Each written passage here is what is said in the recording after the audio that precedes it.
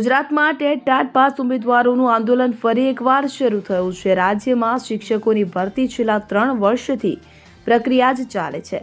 રાજ્ય સરકાર દ્વારા 24,700 શિક્ષકોની ભરતી બહાર પાડવામાં આવી હતી। આ ભરતી પ્રક્રિયા ખૂબ જ ધીમી ગતિએ ચાલી રહી છે।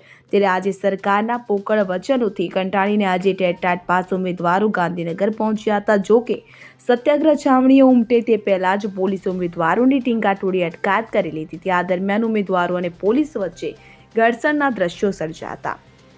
જાણકારી અનુસાર પોલીસે 250થી વધુ ઉમેદવારોની ટીંગાટોળી કરી અટકાયત કરી છે। ત્યારે આ બધાની વચ્ચે શિક્ષણ મંત્રી પ્રફુલ્લ પાનસેરિયાએ શિક્ષકોની ભરતીને લઈ મોટું નિવેદન આપ્યું છે।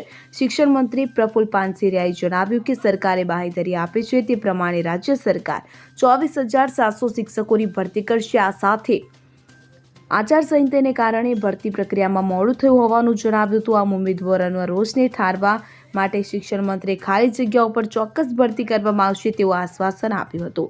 ત્યારે સરકારે ફરી ઉમેદવારોને આશ્વાસન આપી આંદોલન પર ઠંડુ પાણી રેડી દેવાનો પ્રયાસ કર્યો હોય તેવું લાગી રહ્યું છે।